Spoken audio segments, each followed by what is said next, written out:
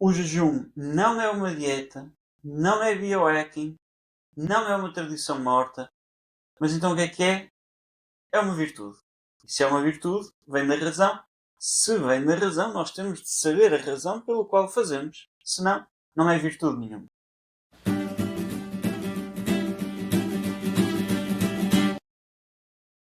Olá, o meu nome é Gonçalo. Bem-vindos ao Paleotomista. Hoje é o primeiro episódio da Quaresma e, portanto, vamos dedicar algum tempo a falar de uma das práticas elementares de qualquer cristão durante a Quaresma, o jejum. E vamos ler um pouco do que São Tomás nos tem a dizer sobre o assunto, mas vamos perceber isto, é que o jejum é um ato que vem de uma virtude. Okay? E, portanto, só para contextualizar, nós temos virtudes, que são disposições estáveis para agir bem. Okay? Portanto, a virtude da coragem é uma disposição estável para agir bem diante do perigo. A virtude da honestidade é uma disposição estável para para comunicar a verdade aos outros, etc. Então o que é que nós temos? Temos a virtude, que é uma disposição estável. O que é que significa dizer que é estável? Significa que não é volátil. Portanto, eu posso fazer um ato corajoso, mas não ser eu mesmo corajoso. Não tenho essa virtude. Então nós distinguimos a virtude, que é uma disposição estável, da ação, que é um momento particular, singular, e depois temos o objeto da ação. O que distingue a virtude é o ato, ou a ação, ou a operação à qual é ordenado, e o que distingue as operações umas das outras, os tipos de operações umas das outras, é o objeto ao qual são direcionados. Portanto, a virtude da honestidade tem a ver com atos relacionados com a honestidade, a virtude da coragem tem a ver com atos relacionados com a coragem, mas o que é que distingue os atos da honestidade dos atos da coragem? Porque a honestidade tem a ver com um tipo de objeto relacionado com a verdade, a coragem com um tipo de objeto relacionado com o perigo. Okay? Então, o que vamos ver hoje é esta análise do jejum, o que é o jejum, onde é que ele entra nesta divisão. Vamos ver que o jejum é um ato e, portanto, qual é que é a virtude correspondente? É a virtude da abstinência. A virtude mãe, digamos assim, é a virtude da temperança, uma das 4 virtudes cardeais. Cardeais é como as portas têm dobradiças hoje em dia, não é? Bem, na Idade Média tinham aquilo que nós chamamos cartos, tinham um ferro, o ferro ou a própria madeira, que atravessava a porta de cima a baixo e essa própria haste de ferro de madeira entrava no chão e entrava no teto. E era à volta desse eixo que a porta abria e fechava. E essa haste chamava-se o cardo. E, portanto, as virtudes cardeais são aquelas 4 virtudes à volta das quais, em torno das quais, toda a nossa vida moral gira. Nas quais elas se sustêm, as quais nos ajudam a entender a multitude de virtudes e ações, operações virtuosas que preenchem a vida moral. Essas 4 virtudes são a virtude da prudência, a virtude da justiça, a virtude da temperança e justiça, temperança, fortaleza. A virtude da fortaleza. O jejum está relacionado, é mais ou menos evidente, com a virtude da temperança. A virtude da temperança é uma disposição estável que nos ajuda a governar tudo aquilo que tem a ver com os prazeres corporais, ou como tradicionalmente se chama, os prazeres do tato. Tem a ver com o toque. É disso que trata a temperança. Agora, a temperança é uma virtude cardeal e é aquilo que nós chamamos uma virtude mãe. Ou seja, ela tem várias filhas. Há várias virtudes inferiores que estão sujeitas ou são sujeitos da temperança. Mais ou menos como nós temos os animais, isto é uma categoria mãe, e depois dentro dos animais temos os homens, os cavalos, os rinocerontes, etc. Então nós temos a temperança e dentro da temperança temos várias virtudes. Chamamos essas virtudes partes subjetivas. É um termo técnico escolástico. Partes subjetivas da temperança. São 3. Porquê? Porque a temperança, recordamos, tem a ver com os prazeres do tato. Esses são 3. Eles estão relacionados com 3 dimensões. A comida, a bebida e o sexo. E, portanto, a virtude, né, digamos assim, a aplicação da temperança ao prazer do tato, que é o sexo, chama-se castidade. A virtude da temperança aplicada aos prazeres da bebida chama-se sobriedade. A virtude da temperança aplicada aos prazeres da comida chama-se abstinência. O que é o jejum? O jejum é um dos atos, o ato por excelência, na verdade, mas não o único, é um dos atos da abstinência. Portanto, a abstinência é a disposição estável e o jejum é o ato concreto. Tendo em conta esta introdução, esta contextualização, vamos agora ver o que é que São Tomás nos tem a dizer sobre a relação entre abstinência e jejum, sobre o porquê jejuar e sobre algumas exceções, quando é que não é preciso jejuar, etc. Sobre a abstinência, São Tomás coloca 2 questões. Portanto, ela diz-nos, temos a falar de temperança até agora, então diz ele, agora deve tratar-se das partes subjetivas da temperança, recordo destas virtudes inferiores que se relacionam com a temperança e que são aplicações da temperança. E primeiro das que ocupam os prazeres do comer, depois das que tratam dos prazeres sexuais.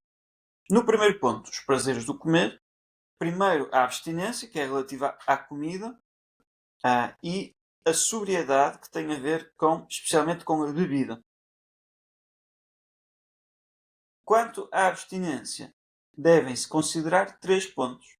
Primeiro, a abstinência em si mesmo, depois o ato próprio da abstinência, que é o jejum, este é o ato próprio, mais elementar, e terceiro, o vício oposto a este ato, ou esta virtude, desculpem, que é a gula. Okay? Nós não vamos falar de gula hoje, mas diz-nos São Tomás, para tratarmos completamente da abstinência, teríamos de ver estas 3 coisas. A virtude, os atos da virtude e os vícios opostos. É sempre assim ao longo da segunda parte da segunda teologia, onde São Tomás nos fala destas coisas. E agora, quanto à abstinência em si mesmo, são 2 as questões. Primeiro, se é uma virtude e depois se é uma virtude especial, ou seja, se é diferente, porque é que ela é diferente das outras virtudes e não é só uma reiteração de outra virtude. Como vocês sabem, se seguem o podcast ou se já estudam São Tomás, ele tem as objeções, as respostas, etc. Nós já vamos ver o corpo muito sucinto, é um parágrafo. Diz ele, a própria palavra abstinência indica privação de alimentos. Ok. É isso que a palavra abstinere, em latim, abstinentia, significa. É a privação dos alimentos. Mas é palavra que pode ser tomada em 2 sentidos. 2 sentidos. Pode querer dizer 2 coisas. A primeira é uma privação pura e simples de alimentos. E nesse caso não designa nem virtude nem ato virtuoso, mas é algo indiferente. Se é a privação pura e simples, sem lhe acrescentar nada, nenhuma noção, nenhuma consideração, ou outro significado, enquanto regulada pela razão. E então, quando é regulada pela razão, esta abstinência de alimentos significa o hábito da virtude. Também pode significar, diz ele, o ato. Okay? Nós usamos para dizer o hábito, mas eu abstimo de alguma coisa, isto significa o ato e não o hábito, mas nós usamos como termo técnico para o hábito. É isso que sugere o texto de Pedro, um texto que ele estava a referir antes, onde se diz que a abstinência venha unida ao conhecimento, isto é, que se deve abster da carne quando necessário, conforme as exigências das pessoas com quem vive e da própria pessoa, segundo as necessidades da saúde. É uma citação. Portanto, é isto que é. Portanto, quando se torna uma disposição estável, então, regulada pela razão, portanto, racional, é uma virtude. Tem vícios opostos, claro. Ou seja, tem o vício por os vícios morais normalmente têm. Há um vício por defeito, ou seja, nós não fazemos estas ações suficientemente, aí seria a gula, mas também tem um vício por excesso, em que se danifica o corpo com a abstinência. E isso é vicioso, é errado. E pergunta São Tomás agora, ok, é uma virtude, está bem, é uma discussão estável, mas como é que se distingue das outras? A virtude moral, diz ele, garante o bem da razão contra os assaltos das paixões.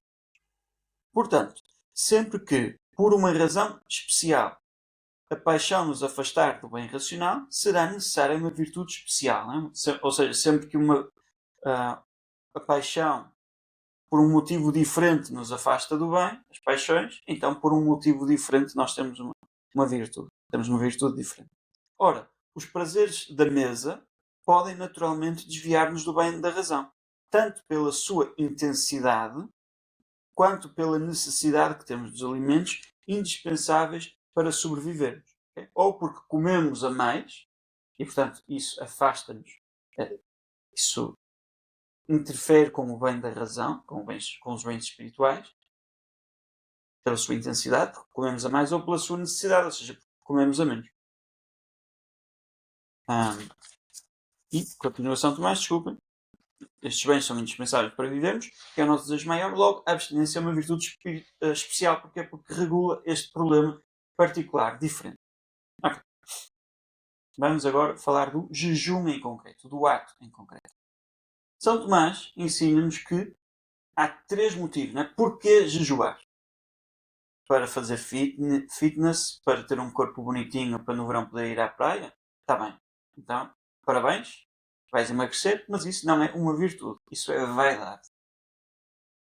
Segundo, agora sim, virtude para reprimir a concupiscência, para elevar a mente e para satisfazer pelo pecado. São os 3 motivos pelos quais, enquanto católicos, nós fazemos jejum. Claro que nós podemos fazer jejum sem ser católicos. O jejum vem da lei natural, ou seja, tudo isto vem da razão, não é uma questão de revelação que nós tenhamos de jejuar. Porquê? Porque as virtudes é uma virtude perfeitamente natural, a abstinência. Agora, o modo como nós, católicos, jejuamos, isso sim é instituído pela lei da Igreja e já não é só para o bem ordenado ao nosso bem individual, terreno, mas para reprimir a concupiscência, para elevar a mente a Deus. E quando nós jejuamos deste modo, o jejum é um ato, propriamente falando, sempre da abstinência, mas agora está ordenado à virtude não só da abstinência, mas à virtude da religião, que é uma parte subjetiva da justiça, ou seja, pela justiça nós devemos dar aos outros o que é devido, e pela religião nós devemos dar a Deus o que é devido. Quando nós não jejuamos para elevarmos a nossa mente às coisas do alto, a Deus, então estamos a fazer um ato de religião.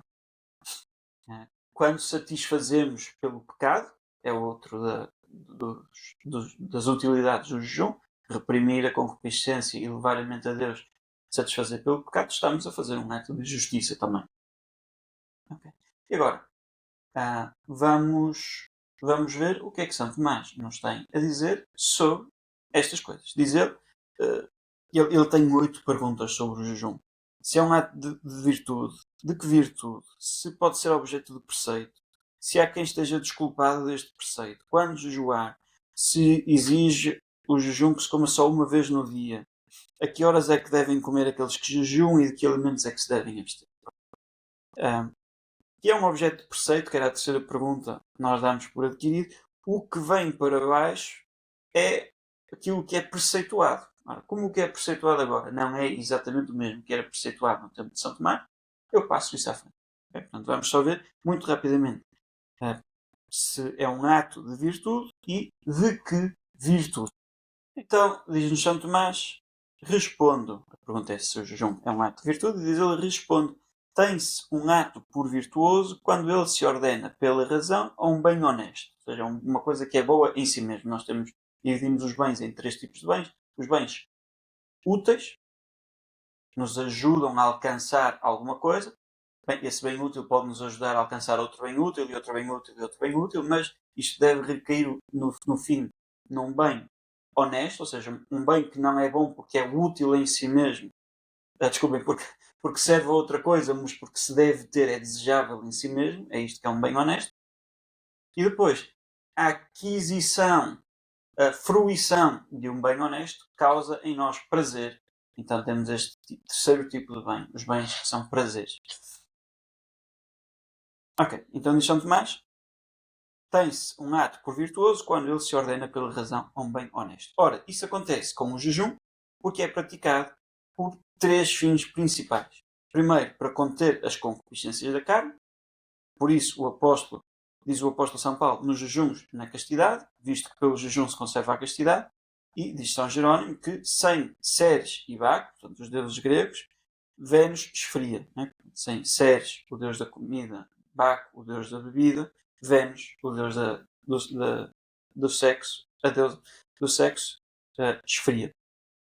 Isto é, na abstinência da comida e da bebida, a luxúria arrefece. Portanto, São Tomás usa estas citações como uma autoridade teológica para dizer o jejum ajuda-nos a refrear ou reprimir a concupiscência. Segundo, em segundo lugar, jejua-se para elevar mais livremente a alma à contemplação das realidades sublimes. E por isso está dito no livro de Daniel, livro das Escrituras, que Daniel, após o jejum de 3 semanas, recebeu uma revelação de Deus. Esta autoridade, neste caso, é as próprias Sagradas Escrituras. Enfim, terceiro motivo, para satisfazer pelos nossos pecados. Daí está escrito em Joel, no livro do profeta Joel, voltai a mim de todo o vosso coração com jejuns, prantos e lamentações. E é isso que Santo Agostinho acentua num sermão. O jejum purifica a alma, eleva os sentidos, submete a carne ao espírito, torna o coração contrito e humilhado, dissipa as névoas da concupiscência, extingue os ardores das paixões e acende a verdadeira luz da castidade. Portanto, diz São Tomás, conclui São Tomás, o jejum é evidentemente um ato de virtude. São Tomás oferece também 3 objeções à ideia de que o jejum é um ato de virtude. Eu vou ler apenas uma, em que ele diz: nenhum ato de virtude se afasta do meio termo. Como eu disse há pouco, nós podemos ter o excesso, podemos ter o defeito, a virtude está ali naquele justo meio. Não quer dizer que é um meio aritmético, exatamente o mesmo, que é uma questão matemática, mas está num justo meio. Está alguns ali no meio, às vezes pode parecer-se mais com uma, outras vezes mais com outra, balanceia-se ali no meio. Nenhum ato da virtude se afasta desse justo meio. Ora, o jejum afasta-se dele, porque o que se assume como meio termo na virtude da abstinência é o atendimento de uma necessidade natural. E o jejum subtrai algo a essa necessidade. Portanto, quando nós jejuamos, comemos menos do que aquilo que é necessário. Ou então, seria preciso admitir que quem não... Portanto, isto é uma parte da objeção. Outra parte, seria preciso dizer que quem não jejua não pratica a virtude da abstinência. Mas a virtude da abstinência é o meio termo, nem comer a mais, nem comer a menos. Logo, o jejum não é um ato de virtude. Ok.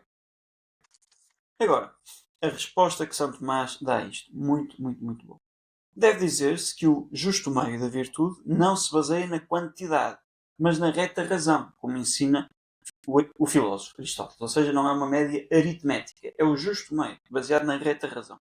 Ora, a razão aconselha que, por um motivo especial, alguém tome menos alimento do que deveria em circunstâncias normais, para evitar, por exemplo, uma doença, ou para realizar mais facilmente certas atividades físicas.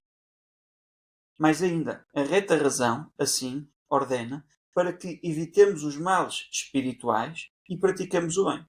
No entanto, o que é que temos aqui? Temos a reta razão já ordena o jejum como virtude da abstinência. Portanto, São Tomás damos aqueles 3 virtudes, 3 aplicações, 3 utilidades do jejum, digamos, sobrenaturais, em certo sentido, ou ordenados de alguma maneira a Deus e à vida espiritual, mas quando nós jejuamos por motivos de saúde, isso também é uma prática da virtude da abstinência.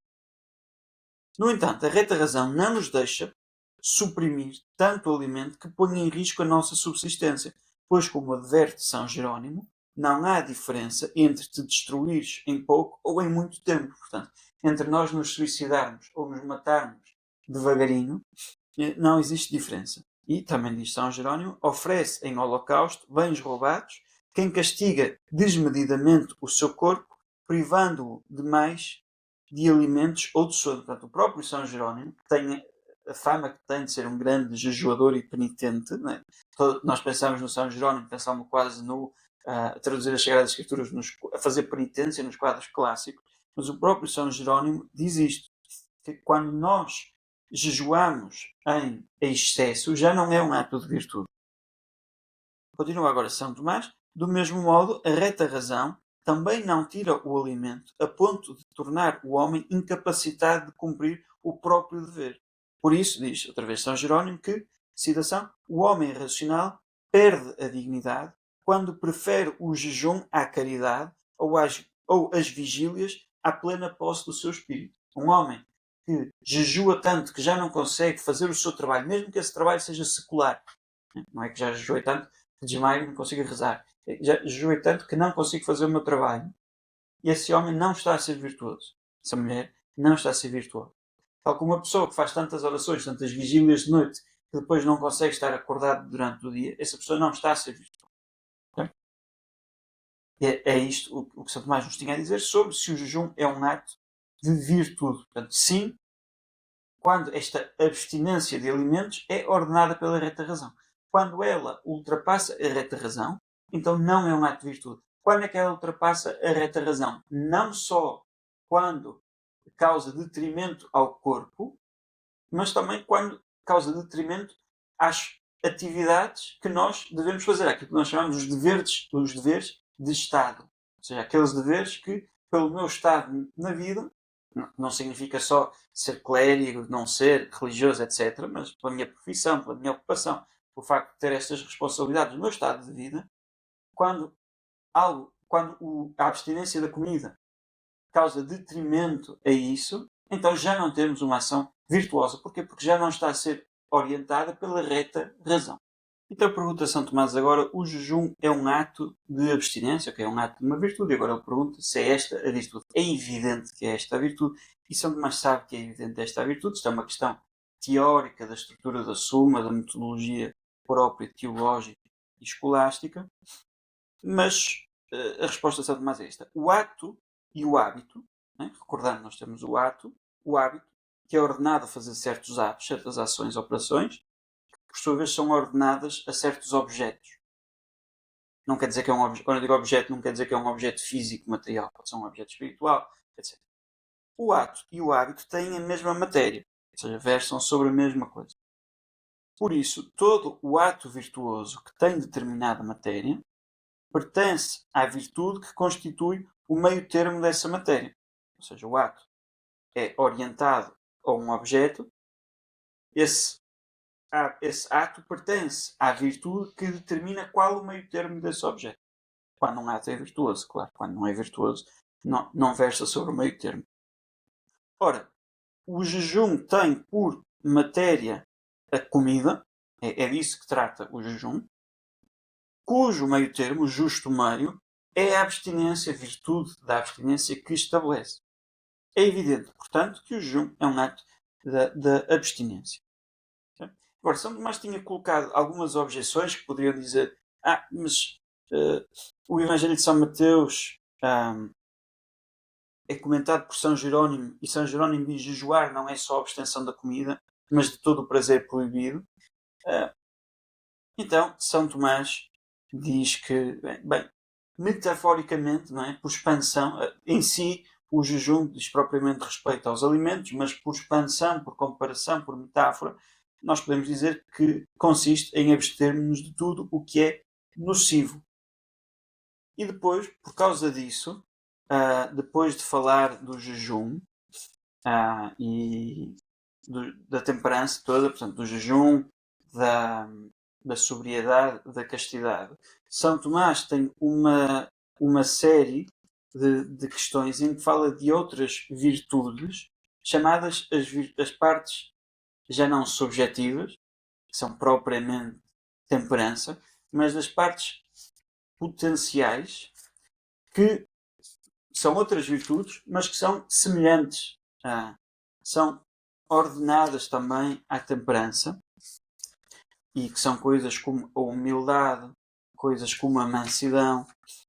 Eu estava aqui à procura da parte em que ele começa a falar disso, não vou encontrar, mas o que é que isto para dizer?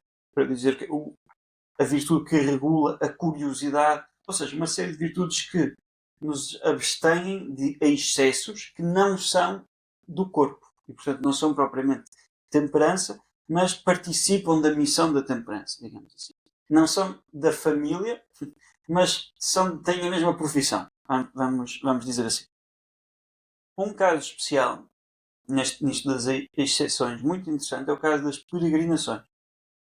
São Tomás diz-nos, a objeção tratava das peregrinações juntamente com o trabalho, e portanto o que São Tomás nos vai dizer é, quando o trabalho, aquilo que nós vamos fazer é de Estado, ou seja, eu tenho de fazer, pertence à minha condição, então isso tem prioridade, e portanto eu não posso postergar, adiar esses deveres, e portanto eu devo adequar o meu jejum a esses deveres. Okay. No caso, depois temos trabalhos que não são de Estado, e portanto eu queria jogar futebol como os meus amigos e portanto não posso fazer jejum, não é assim que funciona. Mesmo no caso das peregrinações, que são objetos de devoção, e por isso é que têm uma análise particular, digamos assim, é preciso ver se eu estou obrigado a fazer essa peregrinação ou se não. Ou seja, vamos imaginar, eu decidi que vou a Fátima, ou para quem é do Brasil, vou fazer uma peregrinação à Aparecida, ou vou a Santiago, Compostela, qualquer coisa. Eu vou fazer uma peregrinação e decidi fazer essa peregrinação. Bem, a disciplina atual da Igreja é quarta-feira de cinzas e sexta-feira santa. São os únicos dias em que a Igreja nos diz que nós devemos fazer propriamente jejum. Nas outras sextas-feiras do ano devemos fazer uma abstinência, não é? No sentido aqui entendido não comer carne.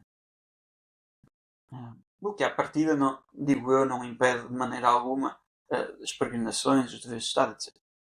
Mas a sexta-feira santa e a quarta-feira de cinzas podem impedir. Portanto, agora eu decidi que quando é que eu vou a Fátima? Vai ser naquele fim de semana prolongado que apanha o